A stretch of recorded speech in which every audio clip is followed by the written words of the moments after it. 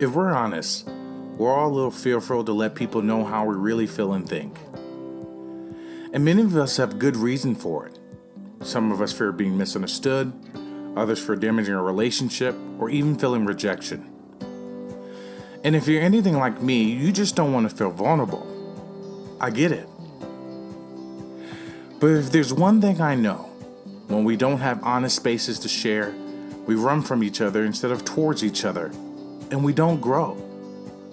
And we all want to grow, right? We need safe spaces to process tough and awkward conversations, to push through our fears, discomfort, and apathy. And when we do this, we not only become better people, but we also create positive change. Friends, my name is Trevor Jenkins, and I am the founder of Unfiltered Conversations, which is an amazing experience and framework that guides people through discussing sensitive topics. And this podcast is a continuation of those topics. And as the founder, my desire is to answer thought-provoking questions by sharing real-life stories. And my hope is that you would engage these questions and share your own stories as well. But most importantly, that you would create positive change. Welcome to the Unfiltered Conversation podcast.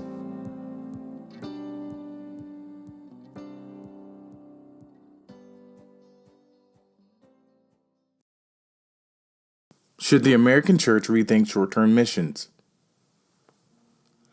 Have you ever been on a mission trip with a group of Americans? If you're anything like me, you have come back from a mission trip saying, or even hearing other people say, "This trip was more beneficial for me than it was for the people we served." Have you ever felt like that before? I know I have. The question I keep asking myself is, why is it so clear to us after the fact?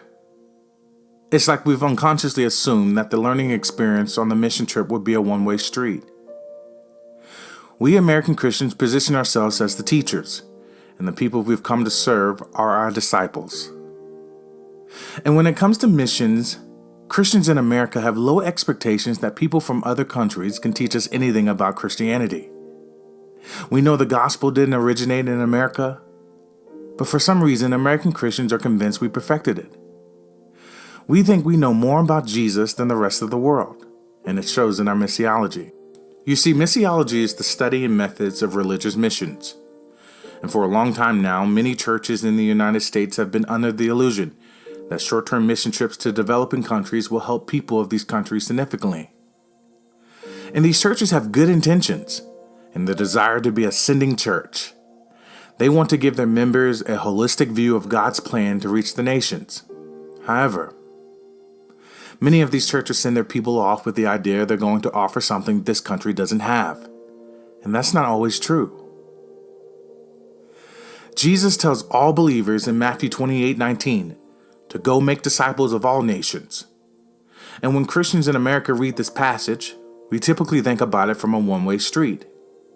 We think about how other countries need to be reached by us with the gospel. But we rarely consider how believers from other countries may be thinking the same thing about America. You see, this passage is a command to all believers, not just Americans. And what usually happens on short-term mission trips is our groups come home from their trip sharing how much they benefited from their experience. And this is wonderful, but not necessarily the purpose of missions. What American Christians typically learn from short-term mission trips is our need for convenience, preference, and security. We often learn that Christians from other countries tend to have more joy with less things than we have. We need Wi-Fi, options of Western food, air conditioning, preferably our own bed if we have to share a room with someone, a great phone with a great camera, and an opportunity to build something or to teach. Up-and-coming Christian comedian John Chris has this funny skit that went viral on YouTube called The Honest Mission Trip Leader. And in this skit, John depicts the typical American mission trip. Let's take a listen. All right, first things first. I'm going to need everyone to wear this awful neon-colored t-shirt everywhere we go, because what's the point of serving in a third world country if people in America don't know we're doing it? We do not have time to help that lady with her bags, okay? The mission doesn't start until we get to the country. Does everyone have their passport? We are splitting up, guys and girls. Y'all cannot sit together on an overnight flight. Absolutely not. Does anyone in this group speak any Spanish at all? Nobody. Okay, perfect. Day 1 is gonna be a rest day, okay? We need our rest. Day 2 is gonna be a shopping day, all right? Your grandparents and aunts and uncles have paid a lot of money for you to come down here.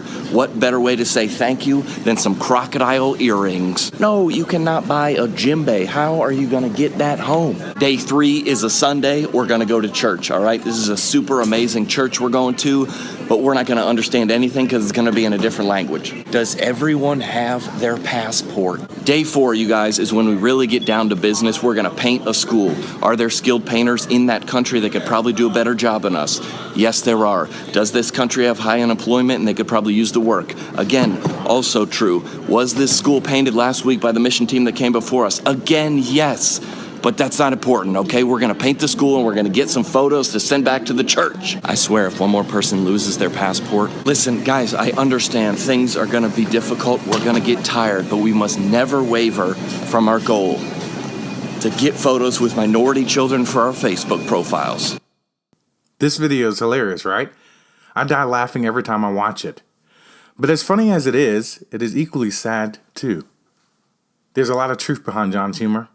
And the important thing, which John points out, is how mission trips led by many American churches are less rooted in the gospel and more rooted in American exceptionalism. And oftentimes we're not even truly cognizant of it. Let me explain what I mean. American exceptionalism is referred to as the belief that the United States is more exceptional than the nations because of its national credence, historical evolution, and distinctive political and religious institutions. Simply put, we think we're better than the rest of the world in the way we do things, even when it comes to church. However, the problem with American exceptionalism is that it teeters on the line of racism, because like racism, the premise is also founded upon the same idea: we're better than you, and we wonder why we struggle with racism in our country, as well as the church. There are many churches in America that talk about being a sending church, equipping their people to reach the nations for Christ. However, many of these same churches have issues with the ramifications of immigration, both legal and illegal. According to the Christian Post, a recent poll showed that 68% of evangelical Christians viewed immigrants as a threat to American values and sees the country increasing racial diversity as a bad thing. Now, this should deeply concern our Christian community. We need churches that not only will send people to the nations, but also receive people from the nations. If we're only focusing on being a sending church, while at the same time have issues with the changing racial demographics of our country, then our missiology is not rooted in the gospel. Rather, it's a two-sided coin.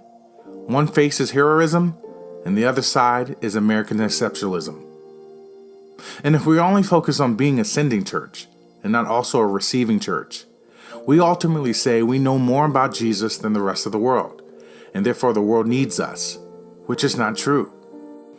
And if we're not willing to be a receiving church because of the changing racial demographics in this country, then our ecclesiology is distorted by racism. Now, there are some evangelicals who will make the argument that their frustration has nothing to do with race, rather border control. And I don't have an issue when evangelical Christians have a desire for border control. There should be an orderly system and process for people to enter any country. However, my frustration with evangelical Christians is how we will take short-term mission trips to regions like Central America to share the gospel and to come back home and refer to these same people as invaders during midterms. That is disingenuous, hurtful, and can cause any Hispanic organization to rethink their partnership with American churches. You know, close to 2 million Christians in the United States are involved in often expensive short-term mission trips every year without doing their homework before they leave. A recent study showed that it cost $30,000 for a U.S. mission trip volunteer team to build a house in Honduras after a hurricane, while local Christian organizations built nearly the same house for $2,000. Church, what are we doing?